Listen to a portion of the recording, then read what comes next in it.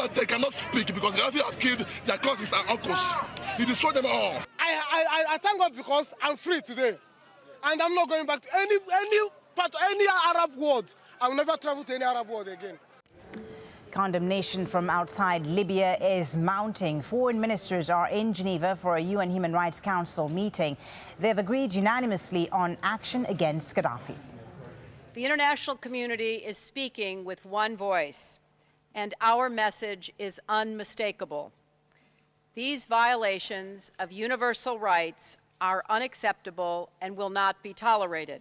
We're trying to respond in real time to the crisis and, of course, to avoid the civil war that we fear, and making contingency plans to respond to the potential flow of refugees to neighbouring anti-European countries. Jennifer Razami-Manana is a spokeswoman for the U.S. State Department. She describes how the U.S. is planning to bring aid to those in need in Libya. We are repositioning some of our military assets closer to Libya in preparation for humanitarian relief. As you may know, the military played an important role in providing quick and effective assistance to earthquake victims in Pakistan, in Haiti, and in other places. And we're very focused right now on the humanitarian suffering that we're seeing taking place. So with members of the international community, with the Red Cross, with other organizations, with all of our partners, we're working very quickly to bring in the humanitarian assistance and getting it as quickly as we can to those who need it. Iran has also pitched in and said it's willing to provide assistance to the people of Libya. Well, we have announced that we are ready to offer any kind of assistance, philanthropic aid. We can also receive the injured, given the situation in Libya, as soon as grounds are paved for offering such assistance. We are ready to offer help. Opposition groups in Yemen are holding more protests. Government forces have been trying to block protesters from entering the capital, Sana'a. President Ali Abdullah Saleh has said he would announce a national unity government on Tuesday. Well, joining us now live from the Yemeni capital, Sana'a, is Hakim Al-Masmari. He's the editor-in-chief of the Yemen Post newspaper. Thank you very much for speaking to us. Now, the opposition groups have said that they reject this unity government that's proposed by the president. They are, in fact, planning to take to the streets this Tuesday, along with some very powerful members of President Saleh's own tribe. Do you think this situation has come to a head now? Is this it for President Saleh, you think? I think the end is very close for President Saleh, because what he came up with, a unity government, is not what the opposition was demanding. This was put on the table in 1997 and again in 2005 or 2007, 2009, and yesterday as well. So this is not new, and the opposition do not want a unity government where they have no power or authority in. In the previous governments where the opposition were in the unity governments, the government gave the opposition a ministerial post, but all the people under that minister were with the ruling party. So basically it was a head with no power, and that is why the opposition refused this. And what we saw yesterday is the opposition's call for the first time to open to end dialogue and start a revolution in Yemen until the regime falls. This has not taken place in Yemen, and it's the first time that the opposition demand the regime to fall. Well, certainly the president has raised the specter of secession, accusing the opposition of hijacking these protests in a ploy to split the nation. Is this a credible threat today, you think? This is not a credible threat. The opposition is making a very strong coalition today, whether it's with the southern movements or the southern provinces, whether it's with the Houthi rebels in the north, the tribes in the east and in the north as well. So the opposition is making a very strong coalition that, for the first time, Saleh's regime is in threat. Now, what we see today is that the president has only one choice.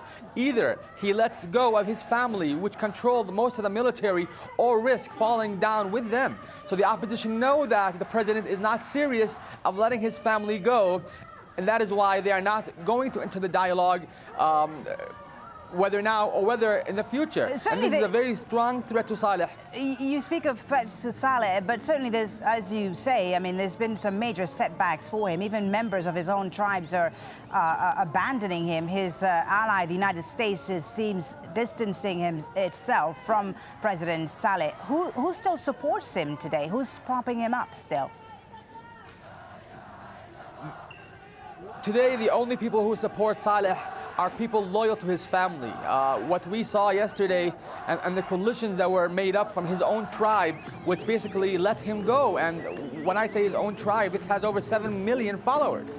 So the idea that today the only power that still exists with Saleh is that his family and the loyal people towards his family and some parts of the military.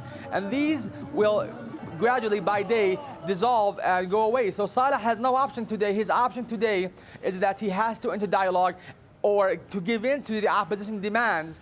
If he does not do that, every day the risk of him falling becomes bigger and bigger. Thank you very much for your insight. Hakim Al-Masmari, editor-in-chief of the Yemen Post, joining us there live from Sana'a. Well, the unrest in North Africa and the Middle East appears to be having a ripple effect in Zimbabwe. Activists meeting to discuss protests in North Africa are being arrested in Harare. We'll have their story in just a few minutes.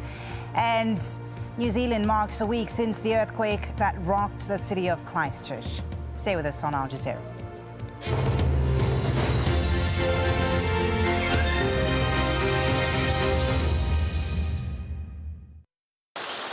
As a slight chill spreads across Melbourne, we'll find a way to perk you up. Hello again. We've got lots of wet weather still with us across many parts of Australia. On the satellite picture, you can see this massive cloud here over the northern parts of Queensland. It's given us torrential downpours, and there's more rain that's still to come out of this. And that's not the only place where we're seeing wet weather either. Also, this little area of cloud is giving us some fairly heavy downpours. And for Western Australia, there is likely to be more rain as we head through the day on Wednesday. Probably that wet weather, though, will stay away from Perth, which is good news after the storms we saw on Monday, which have given us quite widespread power outages. A bit further north, and you can see this area of low pressure here that's gradually making its way towards the west. It's throwing plenty of showers to the south, so Borneo's seeing lots of wet weather, and it's dangling its feet further towards the east as well. So for the Philippines, it's pretty wet at the moment, particularly along the central belt. Better news for the south, though. Here, looks like we should get away with a drier day. As we head towards India, it's in the far south. We've got 1 or 2 showers here and through Sri Lanka, but we've also got another cloud towards the north. That's making its way through parts of Pakistan and Afghanistan. Heavy downpours out of that and a fair amount of snow as well, as you might expect, as it works its way across the higher ground. That area of cloud is actually the cloud that's over us here in Doha as well. That's why it's a little bit grey, but it is a little bit fresher as well for Wednesday. Qatar Airways, world's 5-star airline. 2 generations face the past in order to understand the present. A young man embarks on a journey with his father in search of answers. Great changes in China have brought their traditional family way of life to a crisis point. Faces of China, at this time on Al Jazeera.